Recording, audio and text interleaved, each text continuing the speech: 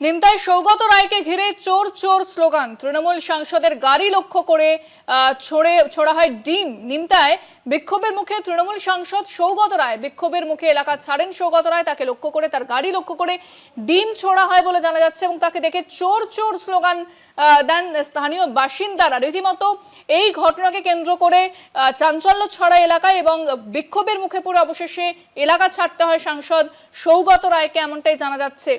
তৃণমূল সাংসদ সৌগত রায় বিক্ষোভের মুখে পড়ে এলাকা ছাড়েন এবং তাকে দেখে চোর চোর স্লোগান স্থানীয় বাসিন্দাদের।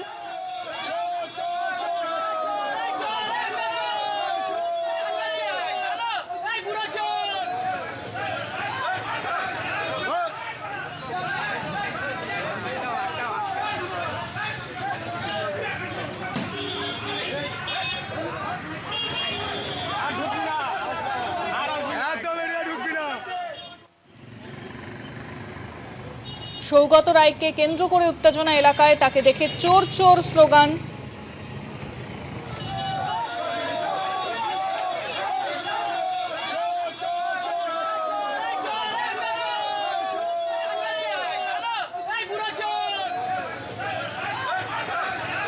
তৃণমূল সাংসদের গাড়ি লক্ষ্য করে চোর চোর স্লোগান এবং বিক্ষোভের মুখে পড়ে এলাকা ছাড়েন তৃণমূল সাংসদ সৌগত রায়।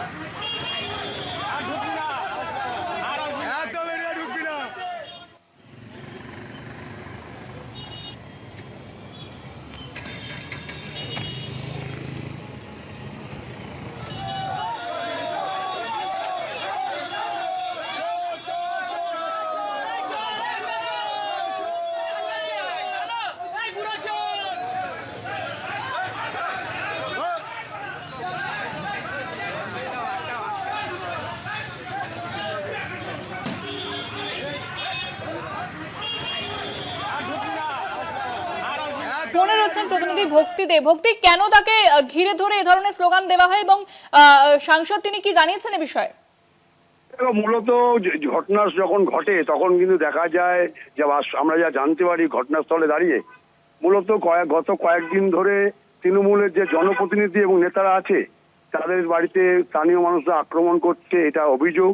গতকাল রাতেও ঠিক একইভাবে প্রায় 5 জন যে স্থানীয় প্রতিনিধি অর্থাৎ কাউন্সিলর তাদের বাড়িতে আক্রমণ করে স্থানীয় লোক, যদিও বিজেপির অভিযোগ।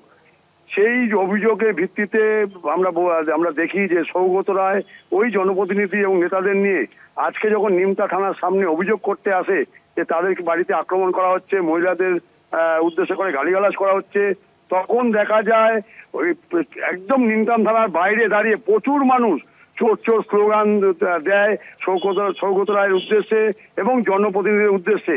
পাশাপাশি তোমায় বলে রাখি, তার পাশাপাশি কিছু পচা ডিম তাদের উদ্দেশ্যে ছোড়া হয়। এই নিয়ে এলাকা একটা উত্তাল হয়ে উঠে, পুলিশ অবস্থা নিয়ন্ত্রণে আনে।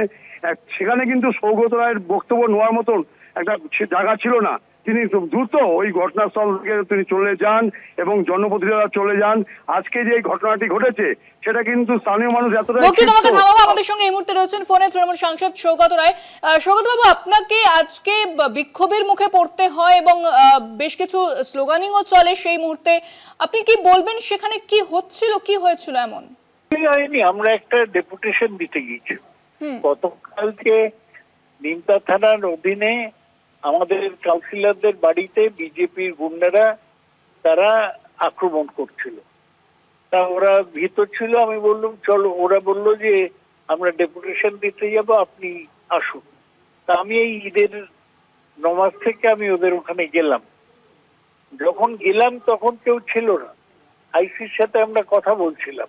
আইসি কে লিখিত অভিযোগও দেওয়া হয়েছে, আমাদের পক্ষ থেকে দেবাশিস ঘোষ দিয়েছে। কিন্তু তারপর আমরা শুনলাম যে বাইরে থেকে স্লোগান সৌগত রায় দূর হটো এইসব বলছে। তা আমরা আলোচনা করে বেরোলাম। যখন বেরোচ্ছি কয়েকটা অত্যন্ত অসভ্য বিজেপির কর্মী, তার মধ্যে একটার নাম উত্তম মন্ডল, একটার নাম রাজেশ, তারা স্লোগান দিচ্ছিল।